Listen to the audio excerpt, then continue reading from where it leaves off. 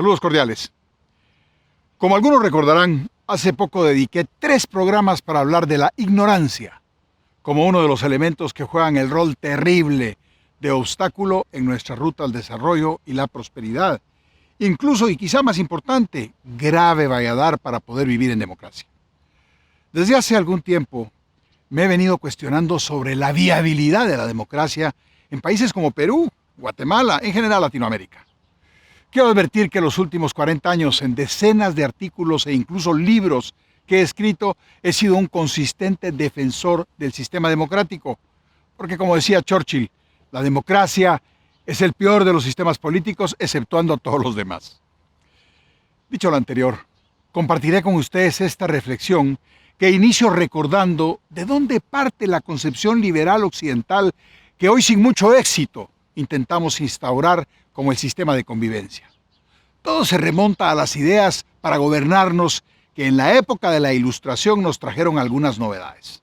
Thomas Hobbes, por ejemplo, dentro de la tradición de Maquiavelo, explicó que la peor plaga que podría afectar a la especie humana era la anarquía, lo que justificaba la entrega de toda la autoridad a un poder capaz de restaurar y mantener el orden. Por su parte, John Locke planteó que la función del Estado era proteger los derechos individuales, especialmente la vida, la propiedad y la libertad. Juan Jacobo Rousseau estableció que entre gobernantes y gobernados debía existir un contrato social que creara obligaciones y compromisos a unos y otros. El barón de Montesquieu describió la importancia de dividir la autoridad en 3 poderes que se contrapesaban con el objeto de evitar la tiranía.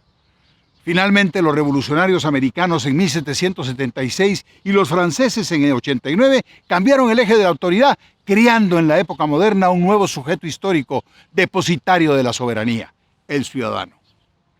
Y aquí estamos, hoy en pleno siglo XXI, ensayando cómo perfeccionar nuestro sistema de convivencia que creemos es la democracia. Es claro que la agenda pendiente en muchos estados hoy día es la reforma del Estado para ajustarlo a las demandas sociales y económicas del mundo actual. La primera pregunta entonces es, ¿será posible para nuestra incipiente democracia latinoamericana concretar la voluntad política para la reforma del Estado como lo ha propuesto grandes pensadores y como hoy se hace imperativo en muchos de nuestros países? La segunda pregunta es, ¿qué significa democracia? Desde el punto de vista histórico, es decir, en relación con la vivencia de las naciones latinoamericanas como Perú, por ejemplo, ¿cómo se interpreta desde el punto de vista social y cultural? ¿Y qué significa en la práctica vivir dentro de la democracia? Acá me parece oportuno recordar en lo que se refiere al aspecto histórico consideraciones y reflexiones hechas por Simón Bolívar en la Carta de Jamaica sobre la madurez democrática de nuestros pueblos, cuando decía que los acontecimientos de tierra firme nos han probado que las instituciones perfectamente representativas no son adecuadas a nuestro carácter, costumbres y luces actuales. Pareciera, decía, que lamentablemente a pesar de los esfuerzos realizados por las jóvenes naciones del continente para aplicar el modelo de la democracia, subsisten limitaciones de carácter cultural, factores sociales y principalmente una enorme ignorancia por parte del pueblo acerca de lo que significa realmente vivir en democracia.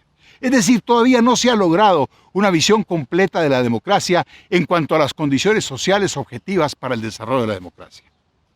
Lo anterior, expresado hace 204 años, pareciera haber sido dicho la semana pasada o al día siguiente que el presidente Vizcarra del Perú decretó disuelto el Congreso de la Nación, siguiendo la tradición de su antecesor Alberto Fujimori. Realmente me pregunto, ¿cuántas veces tendrá que ser disuelto el Congreso peruano para posteriormente meter a la cárcel a sus presidentes? ¿Es eso un ejemplo de democracia? ¿O en lo que acontece en México, el México de López Obrador, donde el derecho constitucional a la propiedad privada o el de la presunción de inocencia han sido suprimidos mediante legislación a medida en la controversial ley de extinción de dominio? En fin, pareciera que se acercan tiempos de revisión y fuertes cambios en el continente. Podrá ser el próximo año o dentro de 5 años, pero el modelo está en franca ruta de agotamiento. De ello no me cabe duda. Pensémoslo. Hasta la próxima, amigos.